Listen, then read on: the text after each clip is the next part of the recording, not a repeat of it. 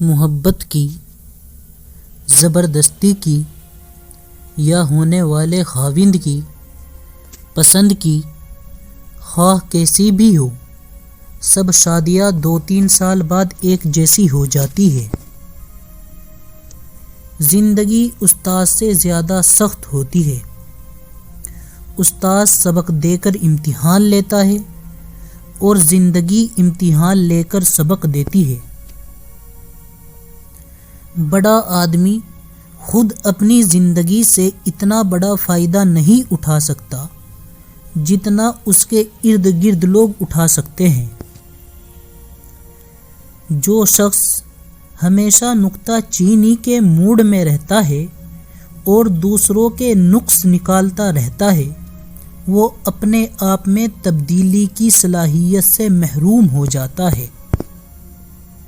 جب تم کسی میں کوئی عیب دیکھو تو اسے اپنے اندر تلاش کرو، اگر اسے اپنے اندر پاؤ تو اسے نکال دو، یہ حقیقی تبلیغ ہے۔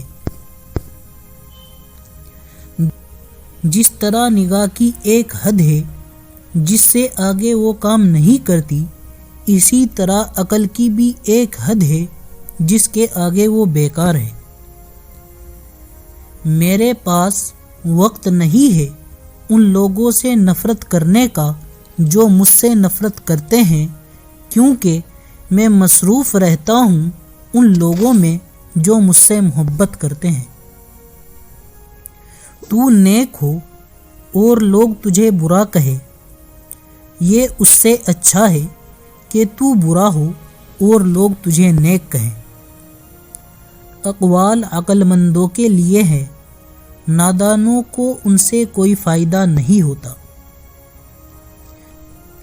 ہاتھ چھوڑ دینے والے کی اپنی اذیت ہے اور ہاتھ چھڑانے والے کی اپنی کہانی ہے، لیکن اس عمل میں محبت یتیم ہو جاتی ہے۔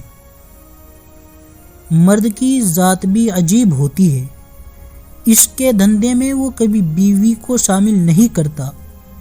بیوی روٹی سالن کی طرح زندگی کی ایک ضرورت بن جاتی ہے، لیکن اس کی زندگی کی تکمیل ہمیشہ محبوبہ سے ہوتی ہے۔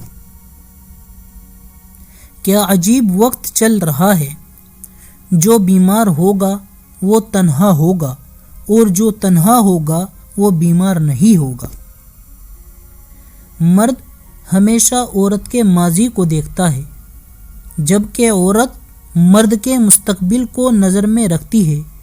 جس طرح مادیت نے ہمارے گرد دائرہ کھینچا ہے، ایسے میں محبت تلاش کرنا بے معنی ہے۔ ہر جذبہ ملاوٹ زدہ اور ہر سوچ میں مفاد کی آمیزش ہے۔